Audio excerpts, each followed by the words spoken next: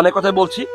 এইটা কিভাবে ব্যবহার করবেন দেখেন, যারা টিকটক থেকে ভিডিওটা দেখতেছেন তাদের জন্যই মূলত অর্থে ভাইরাল লোশনের একটা গাইডলাইন মেনটেন করার কারণে আমি ডিরেক্টলি কবুতর ধরে আপনাদের সামনে নিয়ে আসতে পারলাম না। কারণ টিকটকে ভাই কবুতর কেন কোনো প্রাণীর ধরা প্রাণীর ভিডিও দেওয়াই যায় না, ভাইরাল লোশন ধরাইয়া এটাকে কপিরাইট দিয়ে দেয়। কথা বুঝতে পারছেন? আইডি ব্যান্ড হওয়ার একটা সম্ভাবনা থাকে। অলরেডি আমার টিকটক আইডিতে অ্যাকাউন্ট ব্যান্ডের মানে একটা নির্দেশনা দিয়ে রাখছে।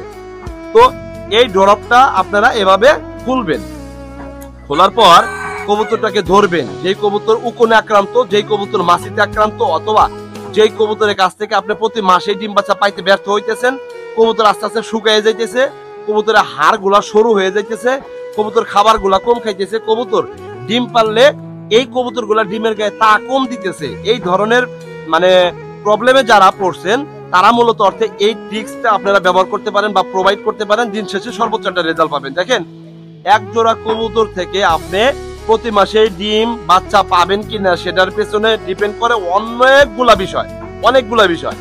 আপনার কবুতর কৃমিতে আক্রমণ হতে পারে, আপনার কবুতর বহিরাগত কোনো ভাইরাসে আক্রমণ হতে পারে, আপনার কবুতর ভিতর থেকে কোনো ব্রঙ্কাইটিসের সমস্যা থাকতে পারে, মাইক্রোপ্লাজমার অ্যাটাক থাকতে পারে, সালমোনেলার অ্যাটাক থাকতে পারে, ডিপথেরিয়ার অ্যাটাক থাকতে পারে। হ্যাঁ, এই যে বিষয়গুলো বলতেছি না, এগুলো আস্তে স্টেপ বাই স্টেপ আপনি জানতে পারবেন। তো কবুতর ধরলেন, ধরার পরে কবুতর যে পাখনা আছে না, এই যে দুইটা পাখনা, কবুতর যখন পাখা জাপটায় এই পাখনাটা উঁচা করলে এই জায়গাটা যে দেখবেন একটা চামড়ার অংশ বের হয়, আপনারা ধরলেই দেখতে পারবেন। তো এই চামড়ার অংশতে এইভাবে ধরে কবুতরদেরকে এক ফোঁটা দিয়ে দিলেন।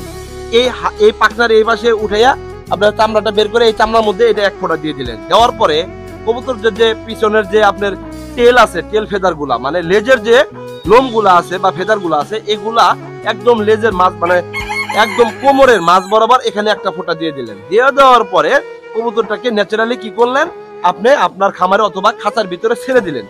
আপনি বিশ্বাস করবেন কিনা জানি না, আপনার কবুতর যদি উকুনে আক্রান্ত হয়ে থাকে, আপনার কবুতর যদি মাছিতে আক্রান্ত হয়ে থাকে, আপনার কবুতর যদি বহিরাগত কোনো ব্যাকটেরিয়ার কারণে আক্রান্ত হয়ে থাকে, তাহলে এটা ব্যবহার করার পরে সর্বোচ্চ 10 থেকে 15 মিনিটের মধ্যেই সকল ধরনের উকুন মরে ছাপ হবে, সকল ধরনের মাছি দূর হবে, সকল ধরনের নেগেটিভ জনিত যে ব্যাকটেরিয়া আছে এগুলা দমন করতে সহায়তা করবে এই আইভারমেকটিন গ্রুপের পুরন নামে এই ড্রপটা।